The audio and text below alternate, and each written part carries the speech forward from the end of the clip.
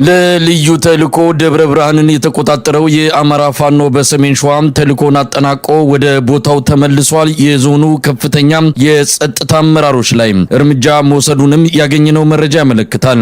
ሌሊት በኢትዮጵያ ሰዓት አቆጣጠር 10 ሰዓት ላይ ጥቃት የከፈተው የፋኖ ኃይል በደብረ ብርሃን 3 አቅጣጫዎች በመግባት በአገዛዙ መከላከያ ሰራዊት ላይ ጨምሮ በሚሊሻና አድማ በታኝ ኃይሎች ላይ ከፍተኛ ኪሳራ ማድረሱን ነው የአማራ ፋኖ በሸዋ የፕሮፌሰር አስራት ሻለቃ የህዝብ ግንኙነት ኃላፊ ለአንከር ሚዲያ ገለጸው። ከህዝብ ግንኙነት ኃላፊው ጋር ያደረግነው ቃለ መጠይቅ በተጠናቀቀ በሰዓታት ውስጥ የፋኖ ኃይል ከተማዋን ለቆ መውጣቱንም ማረጋገጥ ተችሏል። በሌላ በኩል ዛሬ በባህር ዳር ከመከላከያ ኮንስትራክሽን ድርጅት መኮድ አቅራቢያ በኮንቮይ ወታደራዊ ተሽከርካሪዎች ላይ በተሰነዘረ የደፈጣ ጥቃት በአገዛዙ ሰራዊት ላይ ከፍተኛ ኪሳራ መድረሱን የባህር ዳር ፋኖ ክፍለ ጦር ምክትል ሰብሳቢ ፋኖ ብርቁ ለአንከር ሚዲያ በሰጠው ቃለ መጠይቅ ላይ አመልክቷል። የሁለቱንም አካባቢዎች የውጊያ ውሎችን በተመለከተ ያጠናቀርነውን ዜና እንድትከታተሉ እንጋብዛለን። የአማራ ፋኖ በሸዋ ፕሮፌሰር አስራት ሻለቃ ናቲ ሽኔቤ አራለው። በጣም ነው ማመሰግነው። ዛሬ በደብረ ብርሃን አካባቢ የተፈጸመው ገድል ምንድነው? እስቲ ከመነሻው ጀምሮ ያለውን በሂደት ብትነግረኝ። እንግዲህ ዋትኛው 10 ሰዓት አካባቢ ነው የተጀመረው ኦፕሬሽኑ። አራቱንም ማዕዘን ከጓዶቻችን ከፈሳ ድንጋይና እዚህ ቀይት በኩል ያሉት ጓዶቻችን ጋር በመናበብ አራቱንም ማዕዘን አተን በመያዝ 10 ሰዓት ጀምረ ከአሁን ባለው እየተሰራ ነው ያለው አንኮበሮችም ጭምር ማለት ነው። እና እንግዲህ ሰማያዊ ህንጻና በስላሴ ቤተክርስቲያን አካባቢ እንግዲህ በጣም ከፍተኛ አስከሬን ነው ያው ሾቆ ያለው ማብትንና ሚሊሻ በጣም በዚህ ጅሩ መስመር አካባቢ ኬላው ላይ እኛ በገባንበት በዚህ መነሻችንን ጭምር ያደርጋል።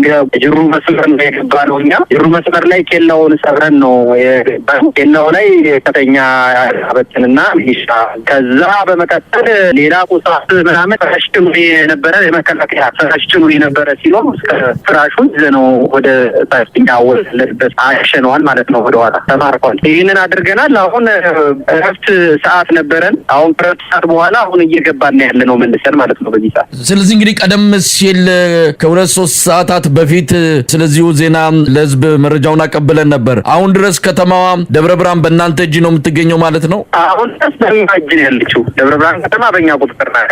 እንዴት ይገለጻል? በእኛ ቁጥጥር ነው የሚለውን እንዴት መግለጽ ይቻላል? የዞኑ መስተዳድር እንግዲህ እነሱ የዞኑ መስተዳድር አቶ ሰለሞንን እስከ ጥበቃዎቹ ገለጸ። እሺ እስከ ጥበቃዎቹ የብርሃን ሚኒሻ ጽሕፈት ቤት ኃላፊ የዞኑ ማለት ነው እሳ ተስከተካቸው ወጣው። ከዛ እንግዲህ በሰማያዊ ህንጻ በኩልና እስከዚህ እስከ ጅሩ መስሉ ተባቲ በእኛ ቁጥጥር ስር ነው ያለው። እነሱ መድኃኒዓለም ጀራ ቴክ ኢንጂነሪንግ እዛ አካባቢ ተራራውን ይዘው ነው ያሉት እነሱ ማለት ነው። በዚህ እንግዲህ የሰሜን ሸዋ ዞን መቀመጫና ደብረ ብርሃን የዞኑ አስተዳደር አጠቃላይ የብልጽግና አመራሮች የት ነው ያሉት? በአሁኑ ሰዓት ፈርጥጠው ነው ያሉት። አመራሮች ፈርጥጠው ነው ያሉት። ከተማ ውስጥ ጨራሽ እዛ ሄዱ። ከከተማ ወጥተው ሄደዋል። ከተማ በቃ ፈርጥጠው ሄደዋል እነሱ። ፖሊስ ሚኒሻ ምናምን የለም። በቃ እዚህ ፖሊስና ሚኒሻ አድማ በትን እዚህ ኬሎ አካባቢ እንዳለ የአስከሬን አንስተን የወረደው እዛ ተደምስሰዋል ማለት ነው። እዛ ቦታ ላይ በቃ ኬሎ ላይ በጣም ኃይለኛ ነው የተመቱት። እኛ መግቢያ ላይ የከተማውን ወደኛ የማረክናቸው በምቆ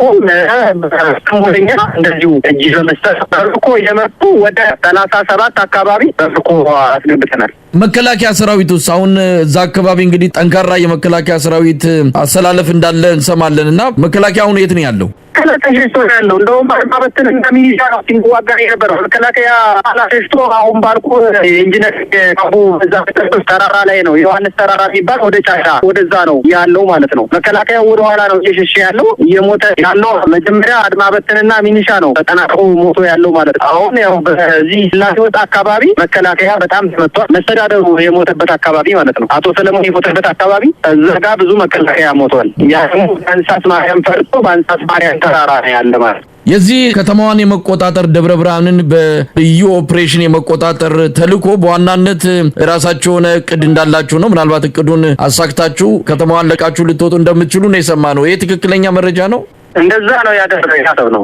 አሁን ከተማዋን ኦልሬዲ ምናልባት ያው ከተማችን እንግዲህ የሰሜን ሸዋ ዋና ከተማ እንደመሆኑ መጠን እንግዲህ ያው ወራሪውና ዘረኛው ኃይል እንግዲህ ከተማችንን ሊያጠፋት ስለሚችል ድሮን ይጠቀማል የሚሉን በማሰብ ወደኋላ ያው ይህን ኦፕን ከሰራም በኋላ ወደኋላ ተነስምዝ መጣር ነው ያለን እቅድ ማለት ነው። አንደኛ ያው ነገሮች ከነሱ ነገሮች መሰራሉ ነው እንጂ አዝመራው ምናምን እንዲሰበሰብ ገበሬው አዝመራውን ብዙ ነገሮች ነበር ስንጠብቅ የነበረው። እነሱ ባደረጉት ያው ምላሽ ማድረግ አለብን ብለን ትናንትና ማታ አንዳንድ ነገሮች የተደረጉ ነገሮች ነበሩና ለሊት ገብተን ኦፕሬሽን ሰርተን ወደ ጥቃት ሄድ ነው። እነሱ ጀምሮ ስለነበረ ነው ወደ ጅሩ ትናንትና አጥልተው ነበረ። የግድ ወደ ጅሩ ከገባ እኛ ደግሞ በዚህ ገብተን ያው ይሄንን እንደዚህ መረበሽና እሱን አጸፋ ምላሽ መስጠት አለብን ብለን ለዛ ነው ኦፕሬሽን እየሰራ ነው እና ከተማዋን ላለማስጠቃት ያው ጥቃት አድርገን ወደ ነበርንበት መውጣት እንዳለብን ነው አሁን እያሰብን ያለነው። ምናልባት ይሄ ምን ያሳያል? እንግዲህ የዞኑ ዋና ከተማ ነው ደብረ ብርሃን፣ ለአዲስ አበባ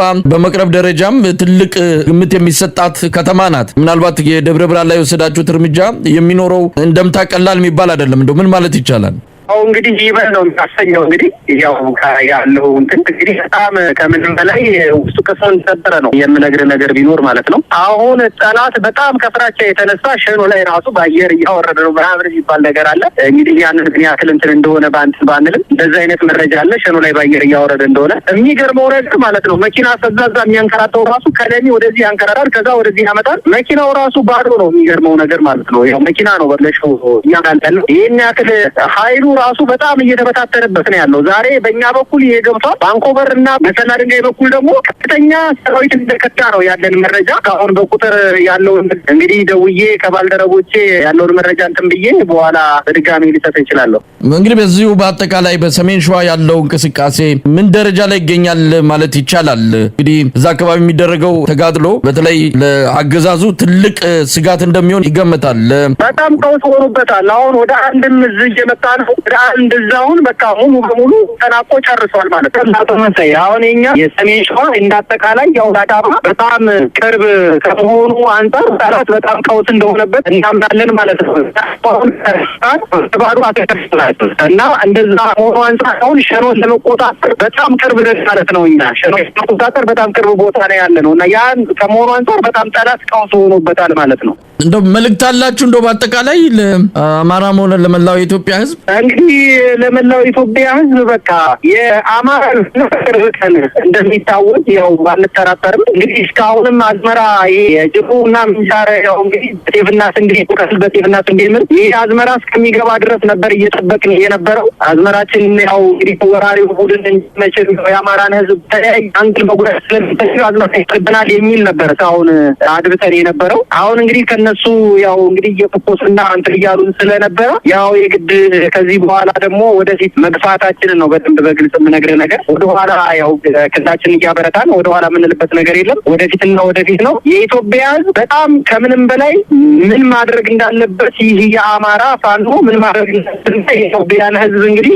የሚችለው ይህንን አሁን እንደምነግርህ በአባታችን በታላቁ አባቶቻችን በአባታችን በተራሳችን የተመሰረተ ሻለቃ ነው። የኛ ሻለቃ አሁን የተነሳንበት እዚህ ጎሸባዶ ዙሪያ እና የኢትዮጵያ ሕዝብ ያው በብስራት ይጠብቅ በቃ ያው ነገ ድላችን ያው እንግዲህ እንደምናንተው የኢትዮጵያንን ይጠብቀን ነው። ይህ በእንዲህ እንዳለ በባህር ዳር ዙሪያ እየተካሄደ ያለው ውጊያ ዛሬም ቀጥሎ በመከላከያ ኮንስትራክሽን ድርጅት መኮድ በ4 ኪሎ ሜትር ርቀት ላይ ተከታትለው ይጓዙ በነበረ የአገዛዙ ወታደራዊ ተሽከርካሪዎች ላይ በተፈጸመ የደፈጣ ጥቃት ከፍተኛ ኪሳራ መድረሱን በጎጃም ፋኖ እዝ የባህር ዳር ዙሪያ ክፍለ ጦር ምክትል ሰብሳቢ ፋኖ ብርቁ ለአንከር ሚዲያ ገልጿል። በደረሰበት ኪሳራ የተበሳጨው የአገዛዙ ኃይል በበቀል ሰላማዊ ሰዎች መግደሉንም የደረሰን መረጃ ያመለክታል።